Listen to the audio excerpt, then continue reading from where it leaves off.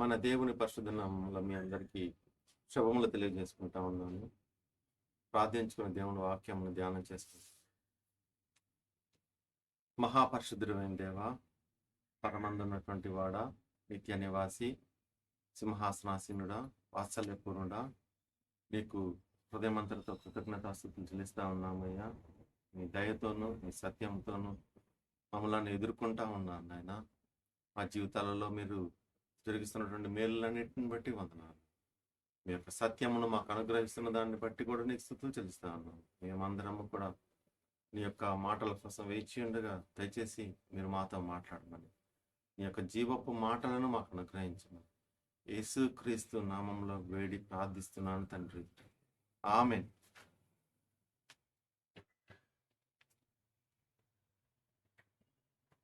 పౌలు కొరింథీయులకు రాసిన మొదటి పత్రిక 9వ అధ్యాయము 12వ వచనం. కొరింథీయులకు రాసిన మొదటి పత్రిక 9వ అధ్యాయము 12వ వచనం. ఇతరులకు మీ పైని ఈ అధికారములో పాలు కలిగిన ఎడల మాకు ఎక్కువ కలదు కదా. అయితే మేము ఈ అధికారమును వినియోగించుకొనలేదు. క్రీస్తు సువార్తకు ఏ అభ్యంతరమైనను కలగచేయకుండానట్లు అన్నిటినీ సహించుచున్నాము. ఆలయ కృత్యములు జరిగించువారు ఆలయం వలన జీవనము చేయుచున్నారనియు, బలిపీఠం వద్ద కనిపెట్టుకుని ఉండువారు బలిపీఠముతో పాలువారై ఉన్నారనియు మీరు ఎరుగరా? అలాగున సువార్త ప్రచురించు వారు సువార్త వలన జీవింపవలనని ప్రభువు నియమించి ఉన్నాడు. దేవుని యొక్క నియామకము, తనకున్నటువంటి అధికారము.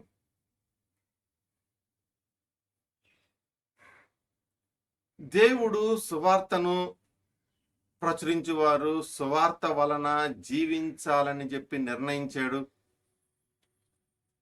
ఇప్పుడు మేము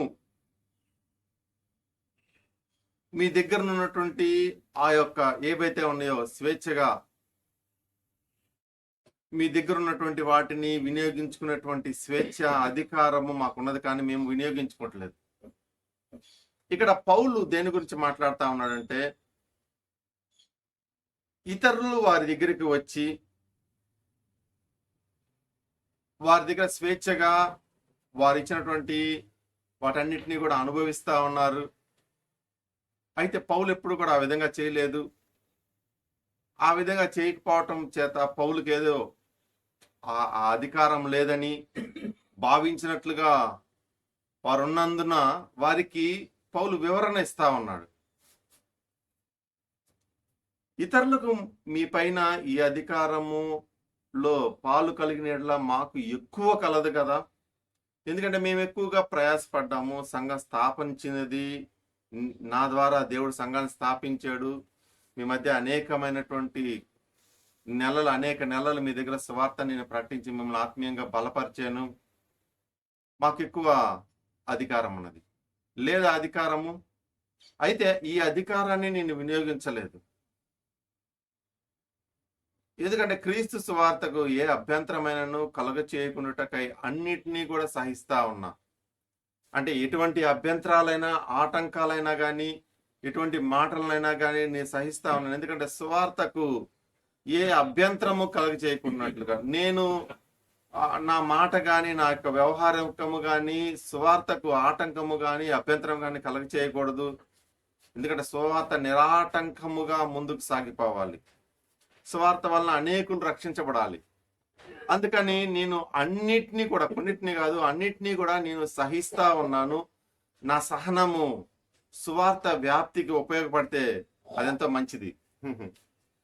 చూడండి, ఇక్కడ పౌలు తన యొక్క అధికారం గురించి మాట్లాడుతూ ఉన్నాడు, కానీ వారు నేర్చుకొని తెలుసుకున్నట్లుగా దాన్ని గురించి మాట్లాడుతూ ఉన్నాడు. కానీ అదేదో తన యొక్క హక్కు అన్నట్లుగా పోరాటము చేయటం లేదు.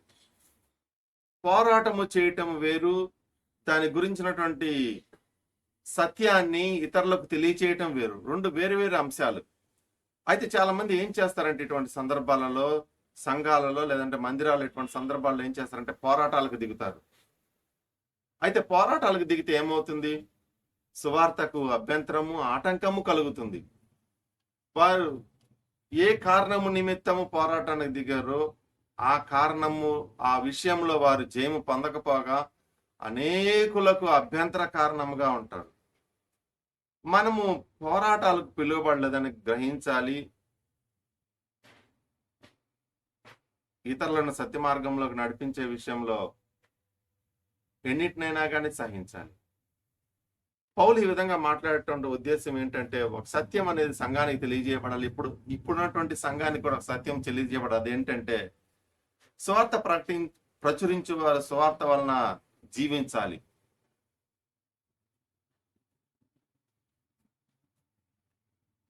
పదిహేనవ వచనము, నేనైతే వీటిలో దేన్నైనా వినియోగించుకొనలేదు.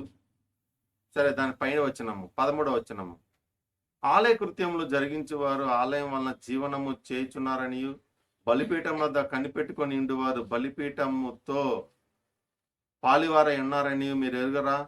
బలిపీఠముతో అన్నప్పుడు ఫుట్నోట్లో 4 బలిపీఠము మీద అర్పింపబడిన వాటి మీద ఆధారపడి వాటిని స్వీకరించి వాటిలో పాలివారై వాటి వలన జీవనమును పొందుకుంటా ఉన్నారని మీరు ఎదుగురా. చూడండి, ఇక్కడ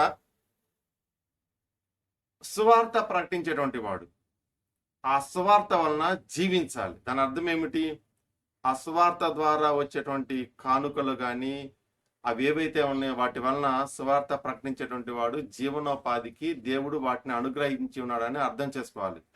కనుక మొట్టమొదట సువార్త ప్రకటించేవాడు జీవనముకి వాటిని వినియోగించుకోనవచ్చు. అది దేవుడిచ్చినటువంటి అధికారము. ఎవరు కూడా దాన్ని ప్రశ్నించడానికి వీల్లేదు. దానికి ఎన్నో ఉదాహరణలు చెప్పాడు. కళ్ళము త్రొక్కుచున్న ఎద్దు మూతికి చిక్కము పెట్టవద్దు అన్నదాంతో ప్రారంభించాడు 9వ వచనంలో. దేవుడు ఎడ్ల కొరకు విచారిస్తా ఉన్నాడా అంటే నూర్చెడి ఎద్దుకి కళ్ళం నోటికి చిక్కము పెట్టకూడదు. ఎందుకంటే అది దాన్ని తిననీయాలి. ఎందుకంటే అక్కడ ధాన్యం అది తినగలిగినంత తిననీయాలి. ఆ నూర్చెడి సమయంలో కళ్ళము త్రొక్కుచున్నటువంటి ఆ సమయంలో పెట్టకూడదు. అంటే అక్కడ యుద్ధులను గురించి ఆయన విచారిస్తా ఉన్నాడా? లేదు. కేవలము మన కొరకు దీనిని చెప్తున్నాడు. అవును, మన కొరకే కదా ఈ మాట రాయబడెను. మన నిమిత్తము దాన్ని రాసి, అంటే పని చేసేటువంటి వాడు జీతమునకు పాత్రుడు. కనుక స్వార్థ ప్రకటించే వారు స్వార్థ వలన జీవించాలి. దాన్ని ఎవరు కూడా ప్రశ్నించకూడదు. దేవుడు ఆ విధమైనటువంటి నియామకము చేశాడు కనుక హాహాకారాలు చేయకూడదు. అలాగే ఆలయము వలన జీవనము చేయుచున్నాడు, ఆలకృత్యము జరిగిస్తున్నటువంటి వాడు కనుక ఏ విధమైనటువంటి పని చేస్తామంటే దాంట్లో అతనికి ఎంతో కొంత జీవనము కొరకు భాగస్వామ్యం ఉంటుందని మనం అర్థం చేసుకోవాలి. మనకున్నటువంటి పరిధి దాటి మాట్లాడకూడదు. పౌలు అంటా ఉన్నాడు, నాకు అధికారం ఉన్నది, అయితే నేను ఆ అధికారాన్ని వినియోగించుకోలేదు. ఆ వినియోగించుకొనకుండా ఉండటం చేత నాకు స్వేచ్ఛ లేదని కాదు, లేదంటే అధికారం లేదని కాదు. నేను స్వేచ్ఛగానే నేను మీ దగ్గర నుంచి ఏమీ కూడా పొందుకోవటానికి నేనేమి ఇష్టం చూపించలేదు. నేను మీ దగ్గర నుంచి కానుకలు స్వీకరించినందువలన, లేదంటే మీ దగ్గర నుంచి ఆ యొక్క కానుకలతో నేను నా యొక్క జీవనాన్ని నడిపించుకున్నందువలన నాకు అధికారం లేదని కాదు. నాకు అధికారం ఉన్నది, నాకు స్వేచ్ఛ ఉన్నది. అది దేవుడి చేత ఇవ్వబడినటువంటి అధికారము అని చెప్పి తన యొక్క అధికారం గురించి మాట్లాడుతూ ఉన్నాడు. అయితే పౌలు యొక్క ఉద్దేశము ఆ విధంగా మాట్లాడినప్పటికీ కూడా పౌలు అన్నిటినీ కూడా సహించుకోవటానికి ఇష్టపడతా ఉన్నాడు.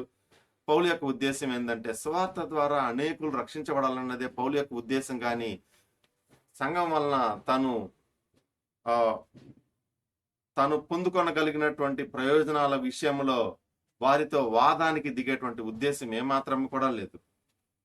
అది పౌలుకి కేవలము 15వ వచనం, నేనైతే వీటిల్లో దేనినైనాను వినియోగించుకోలేదు. ఆయన దాని గురించి ఆలోచించలేదు. మీరు నా ఎడ్ల ఇలాగున జరపవలనని ఈ సంగతులు రాయనూ లేదు. అంటే మీరేదో నాకు చెయ్యాలన్నట్లుగా, మీరేదో నాకు ఇవ్వాలన్నట్లుగా, మీరు నాకు ఇప్పటిదాకా ఏమీ చేయలేదు, ఇవ్వలేదు కనుక ఇక నుంచి మీరు నాకు ఇవ్వాలన్నట్లుగా, మిమ్మల్ని ప్రేరేపించినట్లుగా నేను ఈ సంగతులు రాయట్లేదు. మీరు సత్యం తెలుసుకోవాలని నేను రాస్తా ఉన్నా. మీకు అర్థం కావాలి.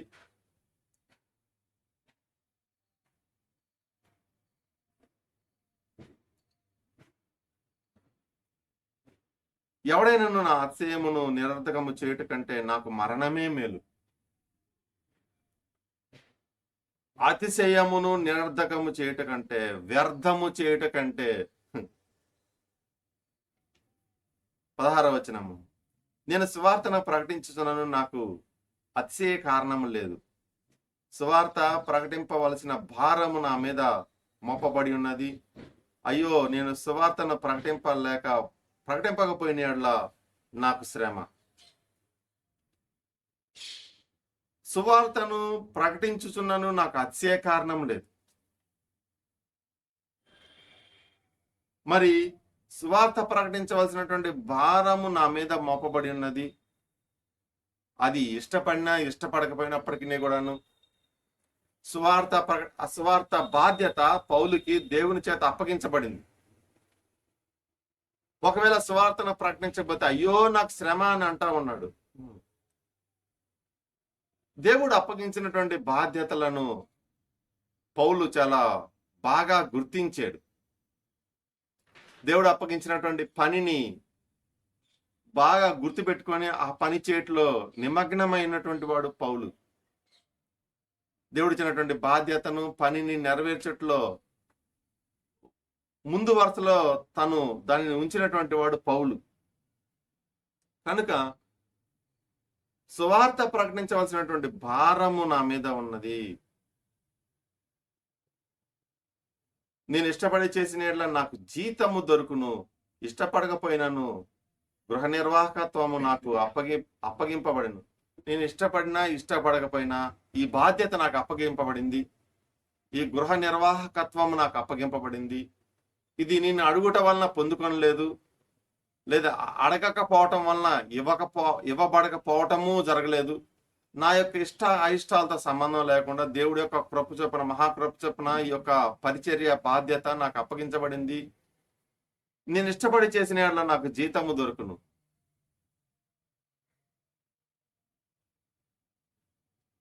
ఇష్టపడకపోయినాను గృహ నిర్వాహకత్వము నాకు అప్పగింపబడింది. అట్లయితే నాకు జీతమేమి? నేను సువార్తను ప్రకటించినప్పుడు సువార్త యందు నాకున్న అధికారమును పూర్ణముగా వినియోగపరచకుండా సువార్తను ఉచితముగా ప్రకటించేటే నా జీతము. సరే, పౌలు జీతం గురించి మాట్లాడుతూ ఉన్నాడు. సువార్తను ఉచితముగా ప్రకటించుటే అంటే సువార్తను ప్రకటించినప్పుడు సువార్త యందు తనకు అధికారం ఉన్నదంట. ఆ అధికారమును నేను పూర్ణముగా వినియోగపరచకుండా, అంటే వినియోగించుకున్నాడు కానీ పూర్ణముగా వినియోగించుకొనకుండా సువార్తను ఉచితముగా ప్రకటించటానికి పౌలు సిద్ధపడ్డాడు, ఇష్టపడతా ఉన్నాడు. ఆ ఉచితం ఏదైతే ఉందో అదే జీతం అంటా ఉన్నాడు. ఇక్కడ మనం ఏదైతే ప్రభువు నిమిత్తం కోల్పోతామో, ప్రభువు ద్వారా మనం దాన్ని తిరిగి పొందుకుంటాము. మనము ఏమాత్రము కూడా నష్టపోము. కనుక పరిచర్య విషయంలోను, దేవుని యొక్క సేవ విషయంలోను ఎవరు కూడా ఎప్పుడు కూడా ఏమీ కూడా నష్టపోరు. వారు ఏదైతే క్రీస్తు నిమిత్తము, సువార్త నిమిత్తం కోల్పోయారో దానిని ఆయన ద్వారా తిరిగి పొందుకుంటారు. కనుక నష్టపోయేది ఏమీ లేదు. అది జీతం అని చెప్తా ఉన్నాడు. పైగా అది నాకు జీతముగా అనుగ్రహించబడుతుంది. అది ఎక్కడికి కూడా పోదు. నేను ఏదైతే వినియోగించుకోలేదో, ఏదైతే నాకున్నటువంటి అధికారం ద్వారా నేను వినియోగించుకున్నది ఏదైతే ఉన్నదో అదంతా కూడా జీతము ద్వారా నాకు అనుగ్రహించబడుతుంది. అయితే నేను సువార్తను ఉచితంగా ప్రకటించడానికి ఇష్టపడతా ఉన్నాను.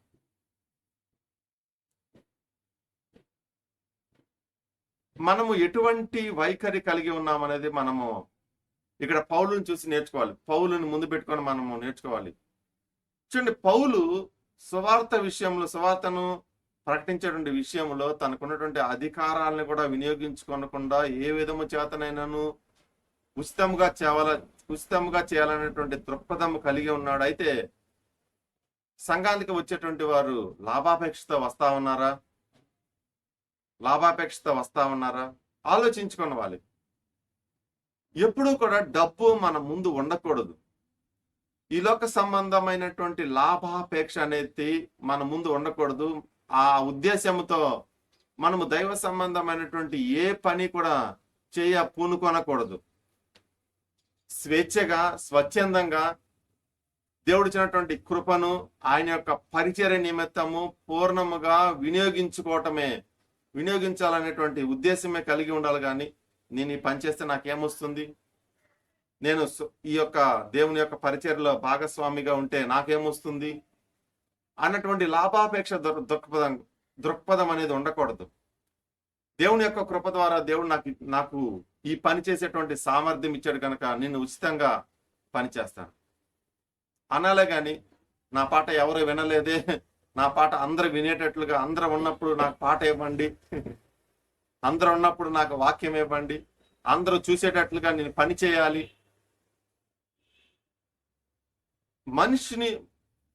మనుషుని యొక్క మనస్సుతో దేవుని యొక్క పనిని చేపట్టరాదు. దేవుని పని చేయాలంటే దేవుని యొక్క మనసు కావాలి. దేవుని యొక్క ఆలోచన విధానంలోకి వెళ్ళినప్పుడు మాత్రమే దేవుని యొక్క పరిచర్య చేసే విషయంలో నువ్వు విజయవంతమవుతావు. దేవుని యొక్క పనిని నువ్వు పూనుకొనినప్పుడు నీకు ఈ లోక సంబంధమైనటువంటి మనసు అంతటి నుంచి విడిపించబడాలి. నువ్వు లాభాపేక్ష చూడకూడదు. నష్టము కలిగినను కూడా ఈ యొక్క మార్గంలో ముందుకే వెళ్ళటానికి సిద్ధపడాలి. అయ్యో నష్టం వచ్చిందే అన్నటువంటి చింత ఉండకూడదు. ప్రభు నిమిత్తము నువ్వు వినియోగించదగినటువంటి దేన్నే నేను ఆయన యొక్క సేవకై వినియోగించాలి. అది నీ శక్తి సామర్థ్యాలే కానీ, దేవుడి చేత అనుగ్రహింపబడినటువంటి కృపావరాలే కానీ, దేవుడు నీకు ఇచ్చినటువంటి ఆ యొక్క ఐశ్వర్యమునే కానీ దేవుని యొక్క సువార్తకు వినియోగించి దేవుని యొద్ద నుంచి మెప్పు, జీతమును పొందుకొనవచ్చు. కనుక మనం ఎటువంటి వైఖరితో ఉన్నాము, ఎటువంటి మనస్సు కలిగి ఉన్నాము, పాల్గొన్నటువంటి మనస్సు మనకున్నదా? సంఘమునకు ఎటువంటి ఉద్దేశంతో మనం వెళ్తా ఉన్నాము, ఎటువంటి ఆలోచనను మనం కలిగి ఉన్నాము? మనము దేవుణ్ణి ప్రేమించటానికి మందిరానికి వెళ్తా ఉన్నామా, లేదంటే లోకమును ప్రేమించి ఆయన మందిరానికి వెళ్తా ఉన్నామా? ఆయన దగ్గర నుంచి మనం ఆశించింది పొందుకున్నట్లుగా, లోకం సంబంధమైనది పొందుకున్నట్లుగా వెళ్తా ఉన్నాము. మన హృదయాలు ఖాళీ చేయబడాలి. మన హృదయము దేవుని ఎడల ప్రేమ చేత నింపబడి ఉండాలి. నీ హృదయంలో ఎక్కడ వెతికినాను కూడా లోక సంబంధమైనది ఏది కూడా ఆనవాళ్ళు కూడా కనపడటానికి వీల్లేదు, ట్రేసెస్ కూడా ఉండటానికి వీల్లేదు. ఎక్కడ వెతికినా దేవుని అందలి ప్రేమ. మరలా చెప్తా ఉన్నా, దేవుని పట్ల ప్రేమే కనపడాలి హృదయంలో. దేవుని యొక్క వెలుగు చేత నువ్వు నింపబడాలి. నువ్వు దేనిని కూడా ఆశించకూడదు. నువ్వు చేస్తున్నటువంటి పని వలన, దైవ సంబంధమైనటువంటి పని వలన ప్రతిఫలాన్ని కూడా కోరుకోకూడదు.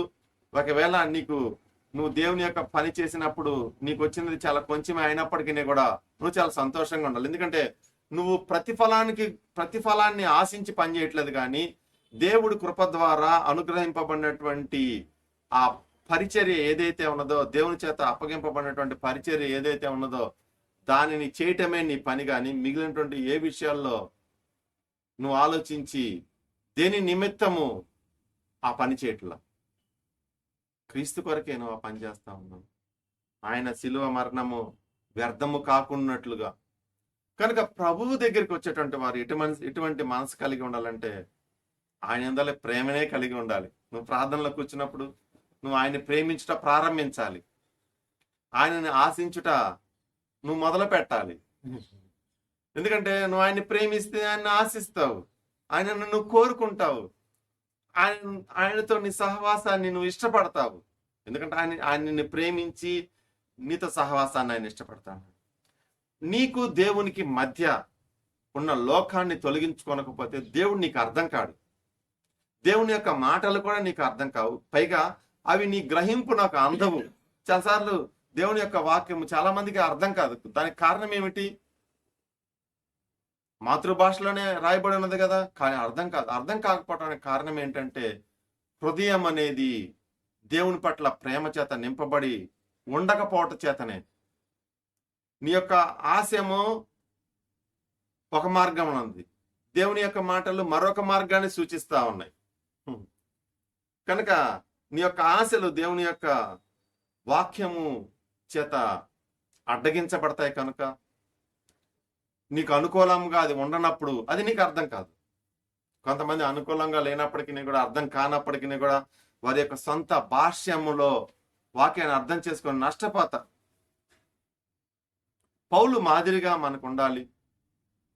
ఎందుకంటే పౌలుని మాదిరిగా సంఘానికి దేవుడు ఉంచాడు కనుక ఆయనను చూసి నేర్చుకున్నట్లుగా మనం ఆయనని ధ్యానించవచ్చు. ఆయన తన యొక్క అధికారాన్ని ఉపయోగించుకోలేదు. అధికారం ఉన్నది, స్వేచ్ఛ ఉన్నది, కానీ ఉపయోగించుకోలేదు. నా ఉద్దేశం ఏంటంటే నేను సువార్తను ప్రకటించాలి, సువార్తకు నేను అభ్యంతరకరంగా ఉండకూడదు. అందుకని నేను అన్నిటినీ కూడా సహిస్తా ఉన్నాను. మనం అన్నిటినీ సహిస్తా ఉన్నామా? ప్రతిదాన్ని కూడా వేలెత్తి చూపిస్తా ఉన్నామా? ప్రతిదాని విషయంలో పోరాటాలు చేస్తా ఉన్నామా? పోరాటాలు చేసే వాళ్ళు, వేలెత్తి చూపించేటువంటి వాళ్ళు అప్పటికే వాక్యము నుంచి తప్పిపోయారని అర్థమిస్తా ఉన్నది. ప్రభు ఏమాత్రం పోరాటాలు చేయలేదు. ప్రభు తనని విమర్శించినటువంటి వారిని ప్రతి విమర్శ చేయలేదు. వారికి సత్యాన్ని తెలియజేశాడు. వారు తనను చూసి తన యొక్క మాటల ద్వారా సత్యాన్ని నేర్చుకోనప్పుడు మరి ఇతర ఏ మార్గాల ద్వారా వారి యొద్దకు సత్యం రాదు. ఎందుకంటే ఆయనే సత్యము. ఆయనను చూసి కూడా, ఆయన యొక్క జీవితాన్ని దగ్గర ఉండి పరీక్షించి కూడా ఆయనను విమర్శిస్తా ఉన్నారంటే వారు నిజముగా సత్యానికి అడ్డుబండ్లు వేశారు. వారు తమ హృదయంలోకి రాకుండా అడ్డుబండ్లు వేసేసారు. కాబట్టి మరే మార్గము, ఇతర మార్గాల ద్వారా వారికి బోధింప సాధ్యము కాదు. ఎందుకంటే వారు వినరు. నువ్వు దేవుని యొక్క మాటలను వినటానికి ఆసక్తిని కనపరచాలి. ఆ ఆసక్తి ఏ విధంగా ఉండాలని చెప్తాను మరలా. ఆ ఆసక్తి నిన్ను దేవునికి చేరువ చేసేదిగా ఉండాలి. మరొక విధంగా చెప్తా, నేను దేవునికి దగ్గర నిమిత్తము దేవుని నోటి నుంచి ఏమైనా కానీ మాటలు వస్తాయా? నాకు ఏదైనా కానీ సరి చేసుకోవాల్సిందా? నేను ఇంకను దేవునికి దగ్గర అవ్వాలంటే ఏం చేయాలో దేవుని చేత బోధించబడితే బాగుంటుంది. నేను ఈ లోకం నుంచి విడిపించబడాలి, ఇంకాను తేలిక అవ్వాలి, లోకం నుంచి విడిపించబడి నిన్ను ఆయన చేత నింపబడాలి, నాకు దేవుడు కావాలి, నాకు దేవుడు కావాలి అన్నదే నీ యొక్క అంతరంగంలో వచ్చేటువంటి స్వరమై ఉండాలి. నువ్వు దేవుణ్ణి ఆశించాలి, మరి దేనిని కూడా కాదు. అందుకే మనం పిలువబడ్డాం. నీ పిలుపు అదే. ప్రతి ఒక్కరు కూడా పిలువబడ్డారు.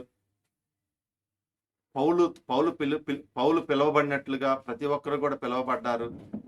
నీ పిలుపు మొట్టమొదటగా నువ్వు ఆయన యొక్క మాటలు విని నేర్చుకోవాలి. ఆయన పాదముల యొద్ద నేర్చుకోవాలి. నువ్వు ఆయన మాటలకు లోబడాలి. నీకు అప్పుడు దేవుని చేత పరిచర్య బాధ్యతలో అప్పగించబడవచ్చును. ఇతరులకు అభ్యంతరకరంగా ఉండకూడదు. విశ్వాసిగా ఉన్నప్పుడు కూడా ఇతరులకు అభ్యంతరకరంగా ఉండకూడదు. మందిరానికి వచ్చేటప్పుడు అభ్యంతరకరమైనటువంటి వస్త్రములు వేసుకోనకూడదు. ఇతరులకు ఆటంకం కలిగించకూడదు. ఇతరులు చేత విమర్శించబడే విధంగా ప్రవర్తన ఉండకూడదు. మెట్టుకు ప్రభు యొక్క ప్రేమను మనం ఇతరులకు అందించాలి. ప్రభు తన యొక్క ప్రేమను మనకు అందించే విషయంలో ఆయన ఎంతో త్యాగము చేశాడు. ఆయన ఎంతగానో ఎన్నిటినో విడిచిపెట్టి వచ్చాడు.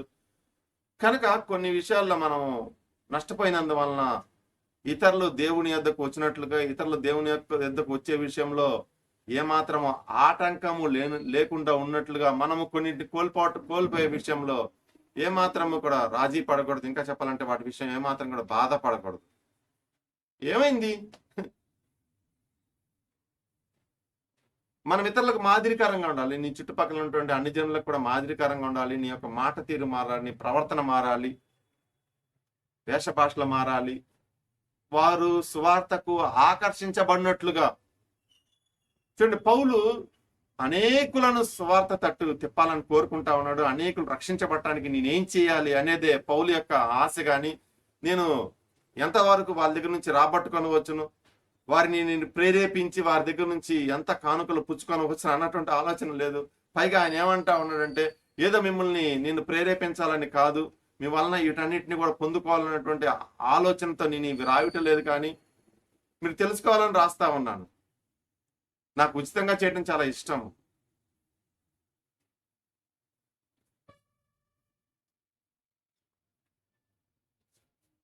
వీరు నా ఎడల ఎలాగున జరపవాలని నేను రాయటం లేదు, ప్రేరేపించటం లేదు వారిని. అయితే సత్యం తెలుసుకోండి. మీరు చేస్తుంది సరియేనా? మీరు ఆ విధంగా నన్నును ఆ బర్నబాను అడ్డగించట సరియేనా? మా విషయంలో నిబంధనలను తీసుకొని రావటం అనేది సరియేనా? అసలు ఇంకా వెళ్ళిన తర్వాత ఆయన ఏమంటాడంటే 11వ వచనంలో, మీ కొరకు ఆత్మ సంబంధమైనవి మేము విత్తి ఉండగా మీ వలన శరీర సంబంధమైనటువంటి ఫలములు కోసుకునుట గొప్ప కార్యమా? దాని గురించి ఆలోచిస్తా ఉన్నాడు. అయ్యో, వీరి యొక్క మనసులు ఎంతగా చెడిపోయినవి. మేము ఆత్మ సంబంధమైనటువంటి విత్యం వారి యొక్క హృదయాలు, అయితే శరీర సంబంధమైనటువంటి ఫలములు వారు ఫలిస్తా ఉన్నారు అన్నటువంటి బాధ పౌలుకు ఉన్నది. వారు ఇంకాను నేర్చుకోనలేదే, వారు ఇటువంటి వారు ఆలోచించకూడని విషయాలు ఆలోచిస్తా ఉన్నారే, వారి పరిధికి మించి వారు జోక్యం చేసుకుంటా ఉన్నారే. సేవకుల విషయాలలో, సంఘ కార్యకలాపాల విషయాలలో వారి పరిధికి మించి జోక్యం చేసుకొని వారు తప్పిపోతా ఉన్నారు. వారికి సంబంధం లేనటువంటి విషయం వారిలో కరుణ వాత్సల్యత ఎక్కడ ఉన్నది? వారు ఆ విధమైనటువంటి ఆ నియంత్రణ చేయటం అనేది, అంటే సేవకుని నియంత్రించడం అనేది సంఘం యొక్క పని కాదు. కానీ వారు ఆ పని చేస్తా ఉన్నారు. పౌలుని నియంత్రిస్తా ఉన్నారు, పౌలుకి అడ్డు చెప్తా ఉన్నారు, పౌలుకి అధికారం లేదన్నట్లుగా మాట్లాడుతా ఉన్నారు. అయితే స్వేచ్ఛ అంతా కూడా తక్కినటువంటి అపోస్తలులకు ఇచ్చివేశారు. వారు కేఫాకును తక్కిన అపోస్తలులకు ఇచ్చివేశారు. వారి విషయంలో వారు అమరికలు లేకుండా ఉన్నారు, స్వేచ్ఛగా వారికి ధారాళముగా ఇచ్చివేస్తా ఉన్నారు. అయితే పౌలు బర్నబా విషయంలో మాత్రము అభ్యంతర పడతా ఉన్నారు. అసలు వారి పని కాదు కదా అది. వారు తమ యొక్క పనికి మించి వారు ప్రవర్తిస్తా ఉన్నారు. మన పరిధులు మనం గుర్తించాలి. దాని పరిధి దాటితే అదే పాపం అవుతుంది. ఆజ్ఞ అతిక్రమణే పాపం అవుతుంది. మనది కాని పని విషయంలో మనం ఎప్పుడూ కూడా జోక్యం చేసుకోకూడదు. దాని గురించి మనం ఆలోచించకూడదు. అది ఆలోచన అనేది కొన్నిసార్లు క్రియాత్మకంగా క్రియల్లోకి నడిపిస్తుంది కనుక మనం ఆలోచించకూడదు. మనం ఏ విధంగా ప్రభు ఎదుట నిందారహితులుగా ఉండాలి, దేవుని విషయంలో పరిపూర్ణులుగా ఉండాలి అన్నదాని గురించి ఆలోచించాలి. దేవుడు నీకు ఏదైనా చెప్తే తప్ప నువ్వు ఏ పని కూడా చేపట్టకూడదు. నీకు మించిన పని ఏదైనా కూడా చేపట్టకూడదు. నీకు పైన ఉన్నటువంటి వారి విషయాలలో నువ్వు వేలెత్తి చూపించకూడదు. వారు ప్రభువు చేత నియమించబడి ఉన్నారు. ఈ అధికారము ప్రభు చేత ఇవ్వబడింది కనుక దేవుడు ఇచ్చినటువంటి అధికారం కలిగినటువంటి వారిని, అధికారం లేనటువంటి నువ్వు వేలెత్తి చూపించకూడదు. అది నువ్వు ఎందుకు పిలువబడ్డావో అనే దాని గురించి ఆలోచన చేసుకో. నేను మొట్టమొదట అది చెప్పాను. నేను సంఘంలోకి దేవుడు ఎందుకు రమ్మన్నాడు? ఆయన మాటలు విని ఆయన మాటలకు నిన్ను నువ్వు లోబరుచుకోవటానికి రమ్మన్నాడు, నేర్చుకోవటానికి రమ్మన్నాడు, విధేయత చూపడానికి రమ్మన్నాడు. కానీ నీ పైన నాయకుడిని వేలెత్తి చూపించడానికి నిన్ను పిలవలేదే ఆయన. నీ పైన నాయకుడి మీద నిన్ను తీర్పరిగా, న్యాయమూర్తిగా నిన్ను నియమించలేదా ఆయన. నువ్వే విధంగా ఆ విషయాల్లో జోక్యం చేసుకొని విమర్శిస్తావు నీ పైన నాయకుడిని, లేదంటే మరెవరినైనా కానీ. కనుక పరిధి దాటకూడదు. దేవుడిచ్చినటువంటి అధికారాన్నే పౌలు పూర్తిగా సద్వినియోగం చేసుకోవట్లేదు, వినియోగించుకోవట్లేదు. ఎందుకంటే సువార్త ఇంకనూ విస్తరింప చేయబడాలి. సహించుకుంటా ఉన్నాడు, తనకు అన్యాయం జరుగుతూ ఉన్నప్పటికీ కూడా సహించుకుంటా ఉన్నాడు. అయితే తనకి న్యాయమైనది, తనకి అధికారం ఉన్నది అయినప్పటికీ కూడా సహిస్తా ఉన్నాడు. దాన్ని రెండు విధాలుగా చెప్పాలి. దాన్ని తెగిందాకా లాగలేదు ఆ యొక్క విషయాన్ని, ఊరకు చెప్పి వదిలేస్తా ఉన్నాడు.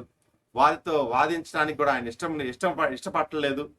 ఎందుకంటే తను వాదన మొదలు పెడితే, తను అందరినీ కూర్చోబెట్టి మాట్లాడటం మొదలు పెడితే అది ఎక్కడ దాకా వెళ్తుందో తెలియదు.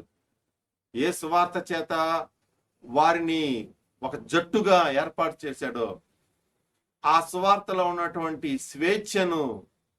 స్వేచ్ఛను వినియోగించుకోవటము, సువార్త ఇచ్చినటువంటి స్వేచ్ఛ ద్వారా తన యొక్క అధికారాన్ని వినియోగించుకోవటము చేత సంఘము రెండుగా చీలిపోతుందేమో. పౌలు చాలా జ్ఞాన వివేకములు కలిగినటువంటి వాడు.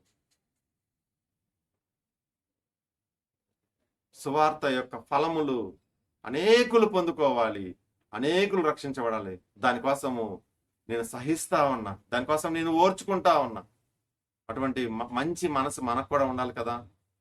ఇతరులకు అభ్యంతరమైనను ఆటంకమైనను కలగ చేయకున్నట్లుగా మనము కూడా ఉండాలి కదా. ఇతరుల యొక్క విషయాలు జోక్యం చేసుకోకూడదు కదా. మరి ముఖ్యంగా నీ పైన సేవకుని విషయాలలో, అతని యొక్క అంతరంగ విషయాలలో, వ్యక్తిగత విషయాలలో, సంఘపరమైనటువంటి కార్యకలాపాల విషయంలో జోక్యం చేసుకోకూడదు కదా. దాని గురించి నువ్వు మాట్లాడకూడదు కదా. అది దేవుడు నియమించాడు కదా. కనుక దేవుడు లెక్క అడుగుతాడు. దేవుడు ఒకనొక దినమున అందరూ కూడా లెక్క చెప్పాల్సి ఉన్నది. కనుక ఇప్పుడు నీకు ఎందుకు లెక్క చెప్పాలి? ఇప్పుడు నీకెందుకు అతడు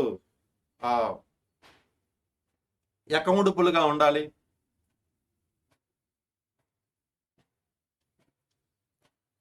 సంఘ నాయకుడు సంఘానికి అకౌంటబుల్గా ఎంతవరకు ఉండాలంటే,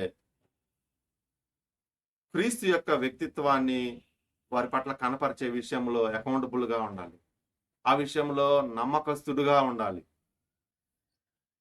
నమ్మకమైనటువంటి పరిచారకుడుగా ఉండాలి. వారు ఆయన ఎదురు నుంచి చూసి నేర్చుకునే విధంగా ఆయన ఉండాలి. క్రీస్తునే ప్రత్యక్షపరచాలి, క్రీస్తు మాదిరిని బోధించాలి, జీవించాలి. దాన్ని జీవించమని అతడు సంఘాన్ని నడిపించాలి, ప్రేరేపించాలి, హెచ్చరించాలి. అది సంఘము చూసి నేర్చుకోవాలి. మిగిలినటువంటి సేవా సంబంధమైనటువంటి, పరిచయ సంబంధమైనటువంటి కార్యనిర్వాహక విషయాలలో జోక్యం చేసుకోకూడదు.